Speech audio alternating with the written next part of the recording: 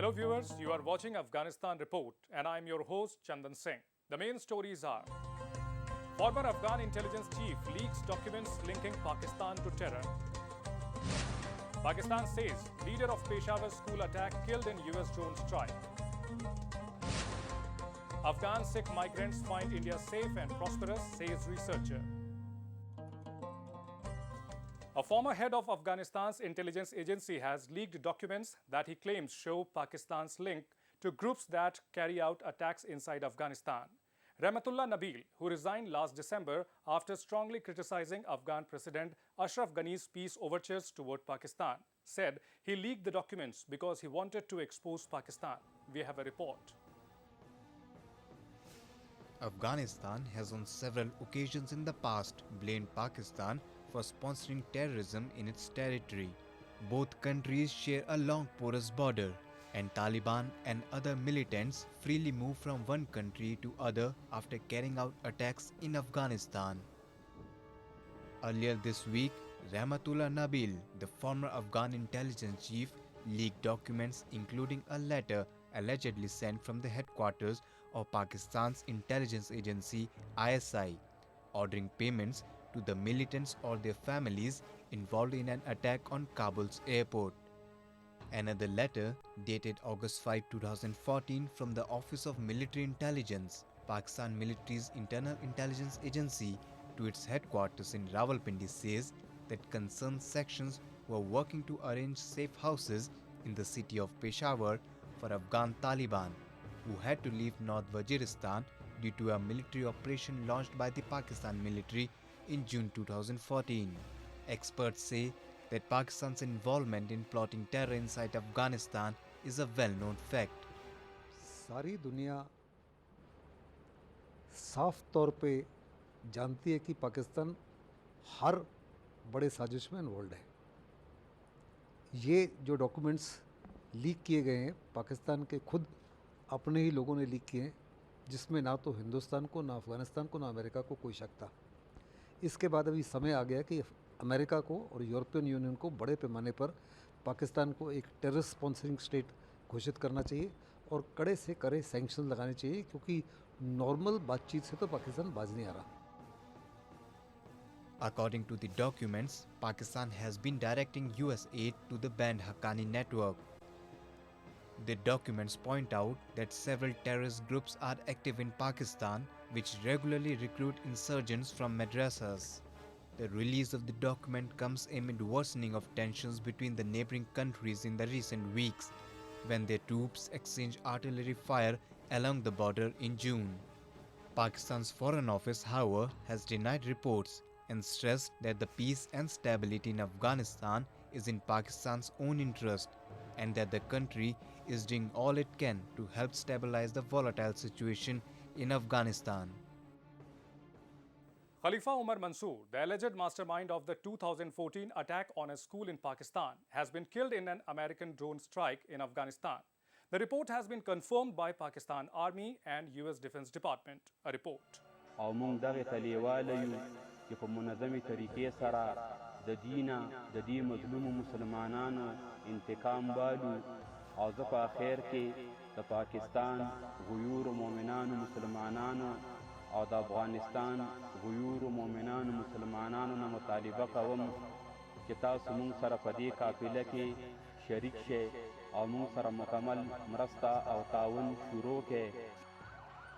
The alleged mastermind of the 2014 attack on a school in Pakistan, in which 141 people, including 132 children, died, has been killed in an American drone strike in Afghanistan. This has been confirmed by Pakistan Army spokesperson General Asim Bajwa. US Defense Department spokesman Peter Cook also confirmed that US forces carried out an airstrike in Afghanistan's eastern Nangarhar province on July 9th, killing Umar Khalifa and 4 other militants. Cook said Khalifa, a leader of the Tariq Gidar group, was killed in a strike that targeted members of Islamic State, Khorasan province. The State Department had put the Tariq Gidar group, a faction linked to the Pakistani Taliban, on its list of specially designated global terrorists in May. His killing comes after Mullah Muhammad Akhtar Mansoor, leader of the Afghan Taliban, was killed in a drone strike on the Pakistani side of the border in May. Over 60 militants were killed on July 15 in Afghanistan by security forces, who pressed on to clear out the terrorists in their latest operations in restive provinces. Afghan National Security Forces conducted military operations in Nangarhar, Paktika, Wardak, Ghazni, Kandahar, Farah and Helmand provinces. Afghan Defense Ministry said 5 local insurgent commanders were among the killed. 7 Afghan army personnel were also killed over the same period. U.S. Defense Secretary Ash Carter, who made a surprise visit to Kabul, announces American troops in war-torn country will have greater freedom to strike at the Taliban under broad new powers approved by President Obama. We have a report. After meeting with Afghan President Ashraf Ghani in Kabul, the U.S. Secretary of Defense Ash Carter told reporters that U.S. forces in the war-torn country had given full powers to strike Taliban more easily. The United States will continue to target and strike terrorist leaders everywhere in the world where they might threaten Americans or our interests and our friends. We'll continue to do that, as we have demonstrated that we do. Carter's visit came just after U.S. President Barack Obama shared plans to cut the U.S. force in Afghanistan to 5,000 by the end of 2016, opting instead to keep 8,400 troops there through the close of his presidency in January 2017. Washington has also pledged to provide $3.5 billion annually to fund Afghan forces which are still in need of US and coalition support. The Afghan government in Kabul is expected to contribute as much as $500 million while NATO allies provide the remaining $1 billion. Previously, General Nicholson's authorities were that when or if Afghan security forces found themselves in a difficult situation, then they could call their American counterparts, and their American counterparts could come and go shoulder to shoulder with them and help. It obviously, to me, makes a lot more sense to be doing it the way we're doing it now. Both Carter and Ghani also discussed the role of neighboring Pakistan in the battle against Islamic jihadists. Islamabad has long been accused of supporting militants, including some factions of the Taliban. There has been a surge in violence in Afghanistan. In June, a deadly Taliban attack in Kabul killed more than 20 police cadets. The militant group has sustained its violent momentum since losing its leader Mullah Akhtar Mansoor in May. Meanwhile, militant group Islamic State is also expanding its activities in Afghanistan.